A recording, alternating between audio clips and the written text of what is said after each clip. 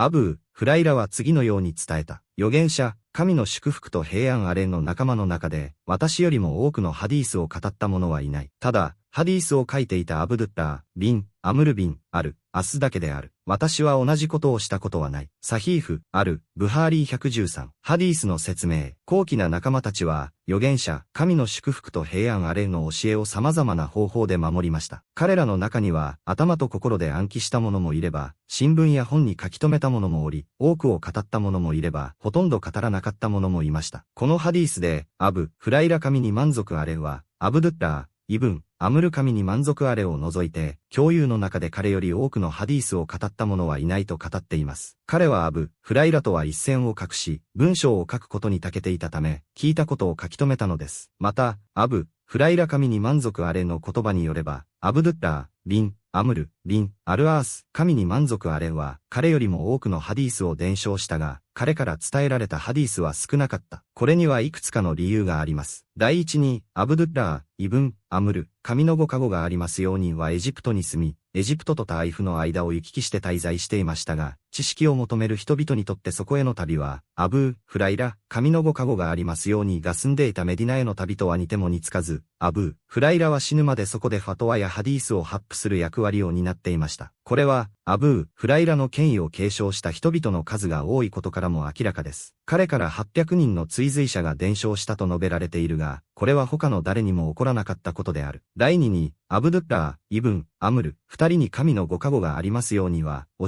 えよりも礼拝に忙しくしていたため、彼からの伝承は少なかった。第三に、アブ、フライラ神のご加護がありますように特有のことは、預言者、神のご加護と平安がありますようにが、彼に伝承したことを忘れないようにと祈願したことであった。第四に、アブドゥッラー、神のご加護がありますようには、レバント地方で経典の民からラクダ一等分の本を手に入れていたので、それらを見て伝承したため、追随者のイマームの多くは彼から受け取ることを避けた。そしてアブの声明では、フライラ、神のご加護がありますようには、預言者、神のご加護がありますようにが以前にすんな、戒律を書き写すことを禁じていたにもかかわらず、彼らが神の使と、神のご加護がありますようにからのハディースを書き写していたという明確な意味があります。ムスリムでは、アブ、サイード、アルフドリー、神のご加護がありますようにのハディースから、神の使と、神のご加護がありますようにがこう言っています。私のことを書き写してはならない。私からコーラン以外のものを書き写す者は、それを消し去れ。これは、聖クルアーンが他の説と混同されることを恐れたためでした。教友たちがクルアーンをしっかりと暗記し、他の説と混同される恐れがなくなった後、神の使と神の祝福と平安あれは、教友の何人かに執筆を許可しました。ハディースにはこうあります。アブ、フライラとアブドゥッラー、イブン、アムル、イブン、アルアース、神のご満悦あれの徳。そこには、神の使と彼に神の祝福と平安あれの仲間の筆者が、心で記憶することと手書きで制御することを組み合わせていたことを示す内容があります。また、語り手が何かを書き留めずに聞いた場合は、具体的には心で記憶したものに頼っていたため、彼の制御は一つの側面からのものになります。筆者に関しては、二つの側面から制御していました。